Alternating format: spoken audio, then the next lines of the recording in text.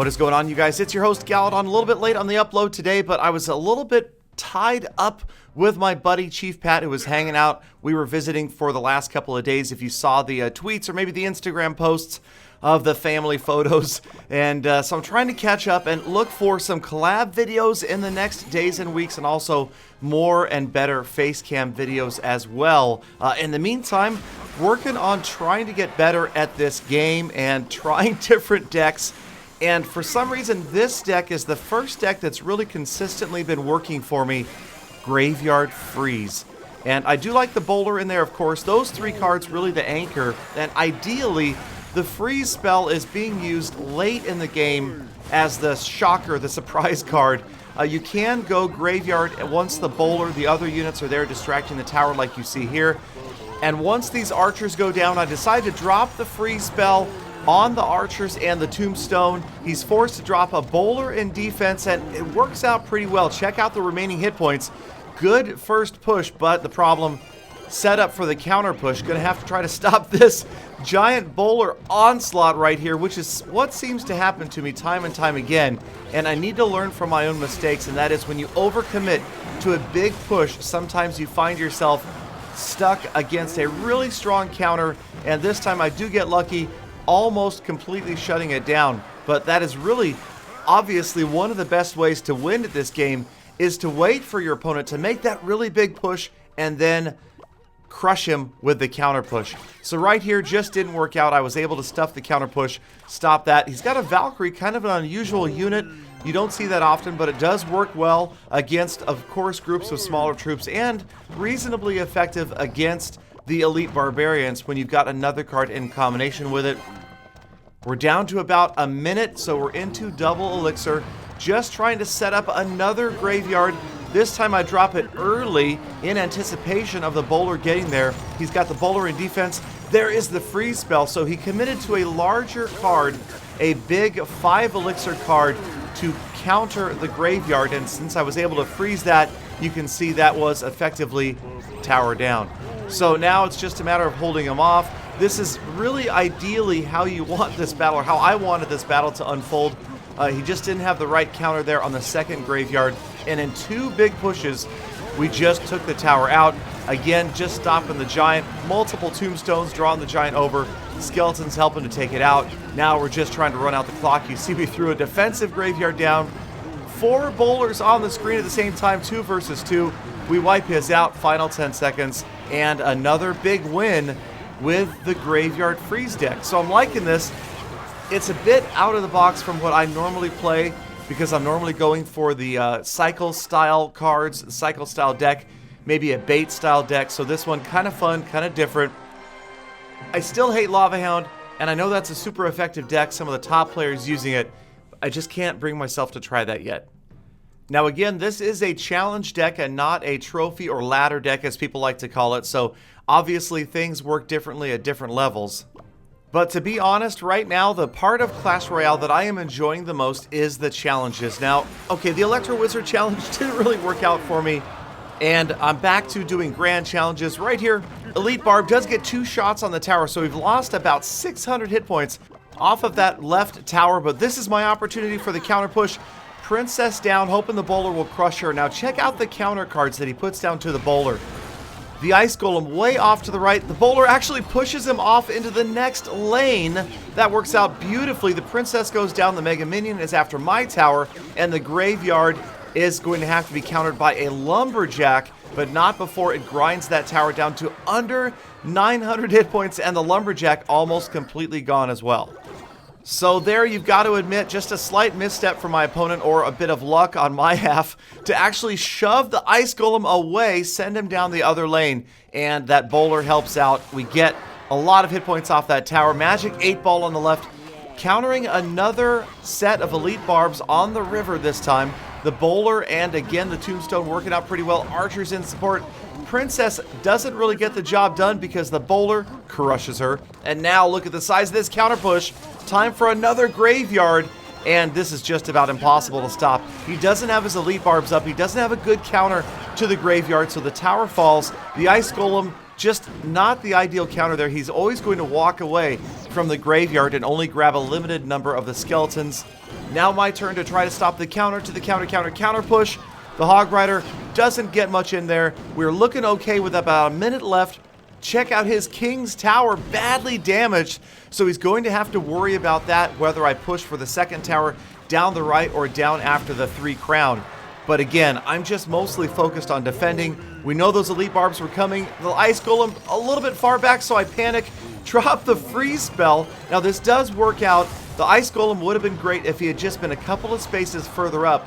You could see that the elite barbs would have gone straight to the tower. Had that freeze spell not dropped down, he tries to sneak in a lumberjack down the right lane. Archer's not the ideal card, but they work out with a mega minion. Now it's 30 seconds, looking even more solid. Really now just focused on the left lane, just defending. Obviously, we don't want to push hard anywhere else. Going to save my elixir. Bowler in the back, Tombstone to go down next, just to make sure he doesn't sneak. Yes, elite barbs in. The elite barbs turn around, chase after the ice golem, and that's going to leave them so far away that time is going to run out. They're never going to get a chance to get to the tower. One more freeze spell at hand just in case, but look at that. Big group of units, nothing left. Oh, what? Just a bit of a troll move there, freezing the King's Tower as we win that 1-1-0. All right, so this was a pretty good win streak I was on, trying the Bowler freeze deck. Now, of course, there are other decks that are just going to take it apart if you're not ready, and that generally happens to me from time to time. But check out Elite Tyrant and his Mortar deck. I would have to say this is probably the least common siege deck I'm seeing right now. We're seeing a few Expos, but very, very few Mortars, so I don't know. I don't want to say it, but you know, if a card is really underused, you eventually see it get a little bit of a buff. Personally, my opinion right now of the Expo and the Mortar is I think they're fine where they are. They're annoying, but they're not strong enough that you're going to see them frequently. I think there are certain cards that are going to be anchor cards that you're always going to see a lot of. The Mortar, the Expo are not them, so I don't think they need a buff. And that's just my opinion. That's my message to the Clash Royale team. Do not touch the Expo or the Mortar. Leave them the way they are. They're rare, and that's just fine. Other cards, like the Ice Golem, like the Archers, like maybe Musketeer, Skeleton Army, I think that they're more like anchor cards that you're going to see in so many decks, and they should be a little bit stronger. They should be more popular. Then there's cards like Graveyard. Okay, now I am using the Graveyard obviously right now, but I feel like the Graveyard might just be used a little bit too frequently right now. We might need to see a little bit less of the Graveyard. That might be on my list for cards that might get nerfed. Now, I'm not suggesting that I would do it. I'm just saying that it feels like that's a card that could see a nerf in the future. Of course, along with the Elite Barbarians, that one's pretty obvious. I think that that's a strong card, but way too strong right now as it is. I mean, come on, that last balance change, what was the increase? Something like 19%?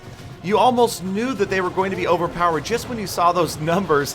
Most of the balance changes are like 3%, 6%. Here, like 19%. Come on, you guys. I don't know. It's been cool to have them, but the meta so dominated by the Elite Barbarians right now, I'm looking forward to a change. I also feel like I'd like to see less of the Lava Hound. Just my personal list of predictions.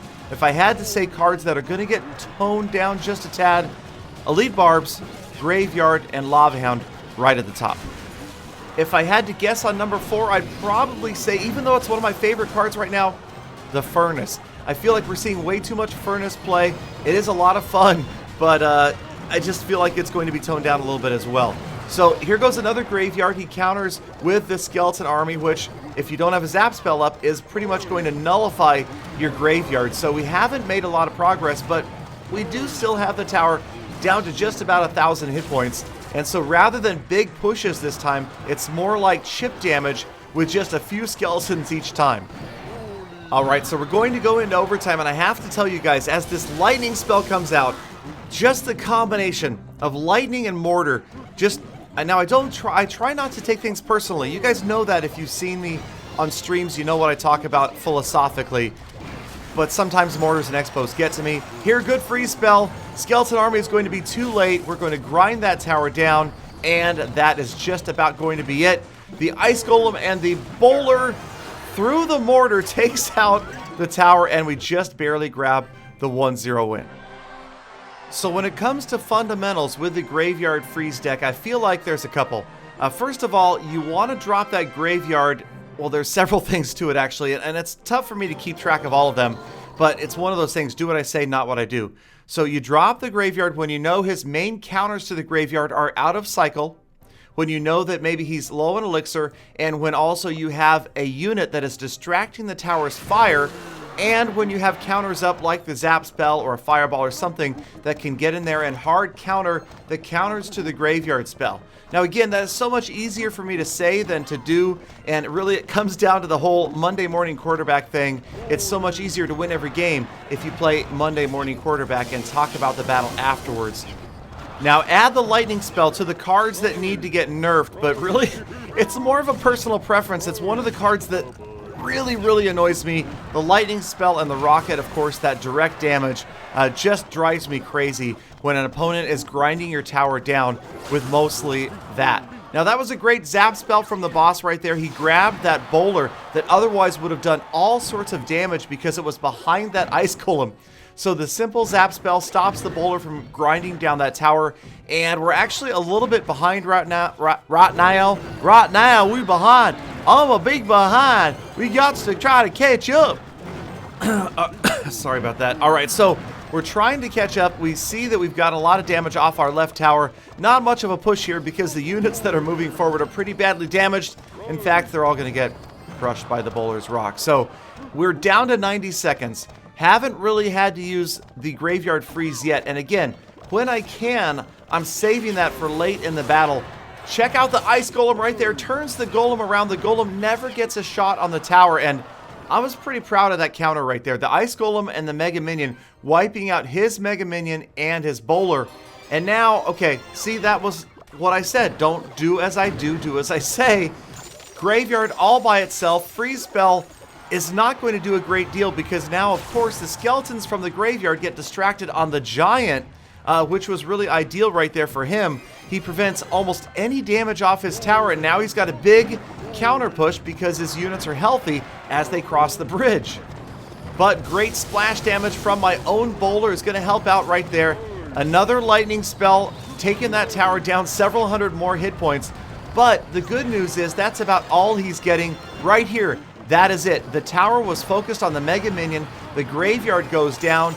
There is the freeze spell on the Musketeer and the Tombstone, and the Bowler gets there at the same time. Big push on his tower. Not quite as effective as I had hoped it would be, and check out that Musketeer. Once again, speaking of dangerous cards, gotta zap it out of the way, otherwise it would have just done all sorts of damage to the Mega Minion because the Giant was in there tanking for it. And again, we're going into overtime, but we have taken the lead here and just waiting for another opportunity to Graveyard Freeze, freezing the Musketeer and the Mega Minion with the Bowler in range, or almost. Get some damage in there, but once again, not great. That zap spell, that was not a great zap spell, I got to admit. All it did was slightly damage the Musketeer and the Mega Minion. We got to get that Giant out of the way. Once again, the lightning spell. And once again, his units can't get to my tower. I feel like almost the only damage has been from that lightning spell. Arrows, good arrows right there, pretty much wipes out what is left of my counter push. Another naked Graveyard. Gonna call that the naked Graveyard when you drop a Graveyard with nothing else, but this time it is super effective. Late freeze spell. An air unit is frozen, so the skeletons go right after the tower, and we grab the win. And maybe that is the unique part about the Graveyard Freeze deck. You can drop a naked Graveyard as long as you've got that freeze spell handy. Thank you guys, as always, for watching, for sticking around all the way to the end of this episode. You are truly #GallopFan members. Get ready for more fantastic episodes. And of course, please do come back again tomorrow for more full attacks.